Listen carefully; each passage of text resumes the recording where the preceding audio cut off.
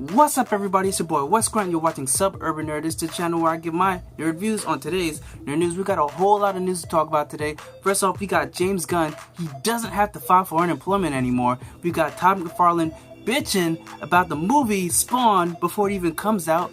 We've got the whole World War Z 2, the sequel, finally coming out. You might be surprised at who's going to be directing. We got the Pet Sematary trailer. And last of all, we got that Kraven the Hunter, because that movie is happening. And it might have Spider-Man. So first thing we're going to be talking about is the James Gunn situation. Y'all all know, if you've watched this channel, if you've watched any channel, everyone's been talking about how James Gunn was kicked off out of Disney, and he's no longer on Guardians of the Galaxy 3. And everybody was wondering, what's going to happen? Oh, he's going to do this? What's he going to do now? I didn't worry, because you know what? This dude has he's made such a name for himself with the Guardians of the Galaxy. Everybody would want him. And then that's what happened. We come to find out that all the major studios are like chasing after this dude. You got Universal, you got Paramount, you got Fox, you got like, I don't even know how many more. You got Lionsgate. All of them. Everybody was going after this guy because you know what? They saw the potential he had. After Slither, and then Marvel took him in, and then he knocked it out the park with the Guardians of the Galaxy, and then he knocked it out the park with Guardians of the Galaxy 2, which I still think sort of Guardians of the Galaxy, the first one was better than the second one, which a lot of people do think, but it was still a great movie by all means. This dude has finally got picked up by one of these major studios, and you won't guess. Nope, you probably do guess, because you know what? What other way to stick the middle finger up to Marvel than to take a job with DC, and that's what he did. He took on Suicide Squad 2. He's going to be not only writing the script, but also directing the movie. And this is perfect for him. Why? Because Guardians of the Galaxy was a bunch of misfits joined together for a common goal: take out people. And what is Suicide Squad? A bunch of misfit criminals joined together to take out one, even though they're, not by their own, reason. They didn't want to do it themselves. They have a bomb inside their head, but with Amanda Waller, like, she did that. But still, it's one of those ragtag groups that, don't really like each other, but end up liking each other at the end. And James Gunn seems perfect for this, yo. Like, he's going to be doing this movie, and I think that I don't know what other movie in DC, because people are talking about maybe him doing Flash movie or something else in the DC universe, which I'm like, yeah, but once you hear about this Suicide Squad, because you know what? There's nowhere to go but up with Suicide Squad, because granted, Suicide Squad did make DC money, but not a lot of people liked it. Like, it was real, like, I didn't mind it, but like the whole dancing with the let's just say that wasn't the best part of the movie. And the whole script and the story, plot holes galore, and people wanted to see more of the Joker and Harley Quinn, and they stayed away, because you know what? There's an animated film called Suicide Squad Attack on Arkham, which is great, and then Joker comes into play, and then everything goes chaos where they're trying to break into Arkham to find something for Amanda Waller. You could have gone down that route, but instead they turned these guys, because everyone's like, why wouldn't you just get super powered beings to take out this magician, or not magician, but the witch, the enchantress? But instead you have these regular people, not so regular people, and then it was stupid, because it's like they ended up saving her, so they were put together to save her. No one knows. It doesn't make sense. But James Gunn writing this, I'm definitely sure he could save this. And it's just like, if you go into a losing team, like say for instance you got a coach that's like championship after championship after championship, and he leaves that team and goes to the Browns or something like that, and because they don't win. The only thing that could go up is up, because if it doesn't work out, then like the team sucks. If he does, he's looked at as a legend, and that's what James Gunn will do, because if he did great for Guardians of the Galaxy, then he goes with Suicide Squad, and then with the script, and then directs it, and then knocks it out of the park. Everyone loves that. So that's two things. That's showing how much talent he has, that he can take. Like, it's not just a fluke with Guardians of the Galaxy. It's the fact that this guy is amazing at directing, and he becomes a legend. Just like Kevin Feige is a legend right now. You know what I'm saying? Kevin Feige created this empire, and if James Gunn could do this, he'd be creating his own empire as well. Not empire, but you know what I'm saying. He'd definitely be making a name for himself and making himself known as one of those legends that can just take anything and soar with it.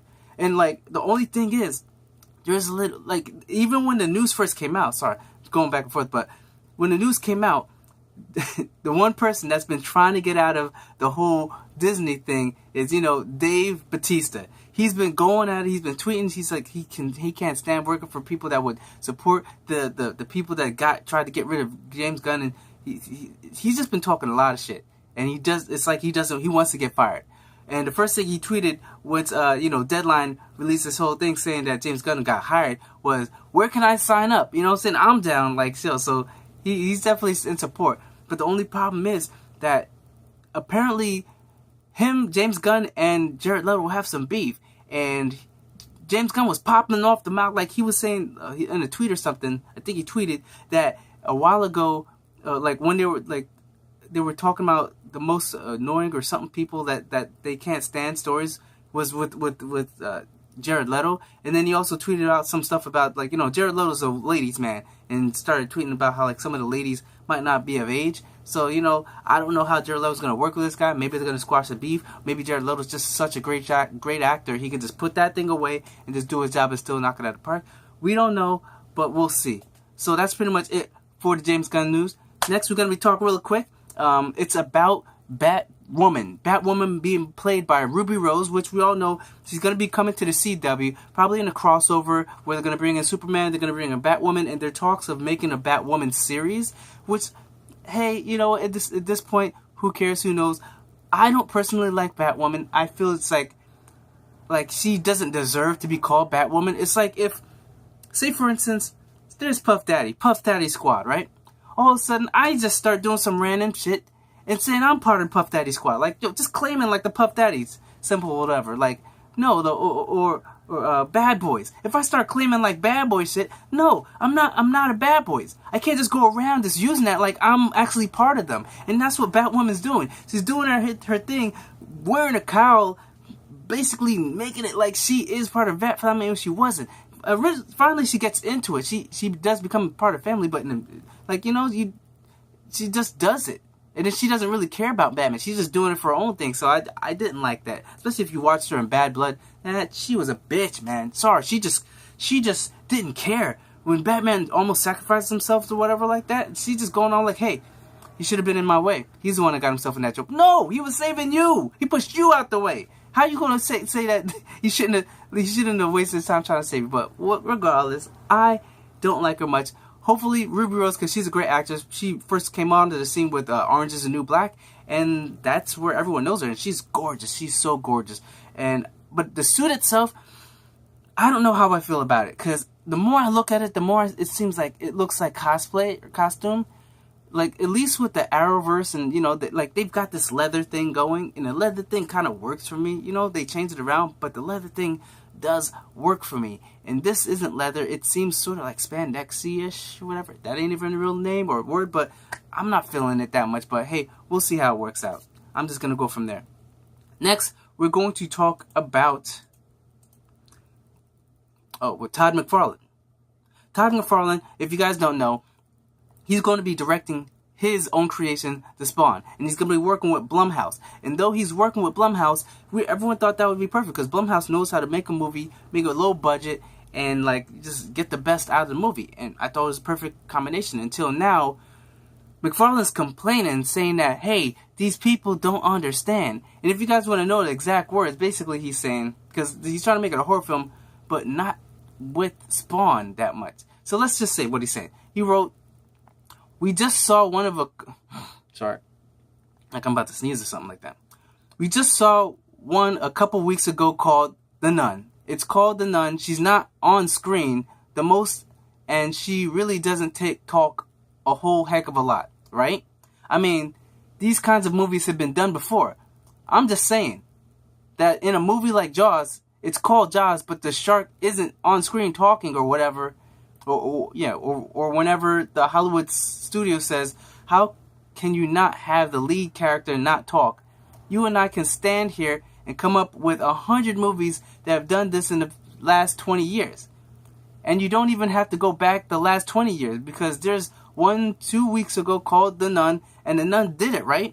So he's basically saying, because The Nun wasn't in that much, from what I'm hearing, he's trying to make a movie about with Spawn, but more focused on the detectives. Meaning, it's like Jamie Foxx is cast to be, Spawn, which, okay, why don't you have a story for him and, like, delve into him a little bit more? But him and Jeremy Renner, I guess, supposed to be the cop, detective, that works along or deals with the whole thing while the supernatural's going on. Now, I understand you want to focus on the detective probably, but you can't have Spawn not be in the movie. It's like having a Spider-Man movie and barely seeing Spider-Man, or having a Batman movie and barely having Batman. So, how is this going to work? The name of the movie is Spawn. So, like, alright, this is what I'm just saying.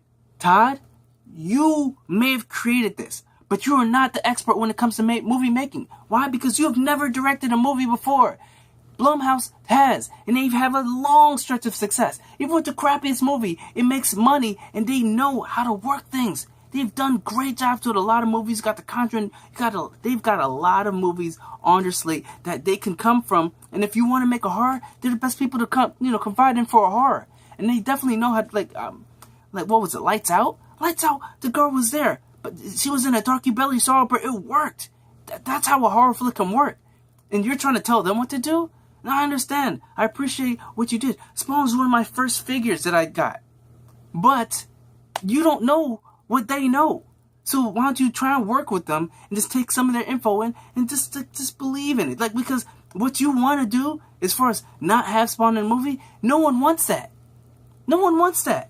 And just a movie that did that a while ago, within the 20 years, is Godzilla. Godzilla didn't have Godzilla in the movie that much. And people, every time they was about to show a cool scene, they panned away. And people hated that movie for that. So you're trying to go that same route? I'm sorry, that doesn't work. But hey, we'll see.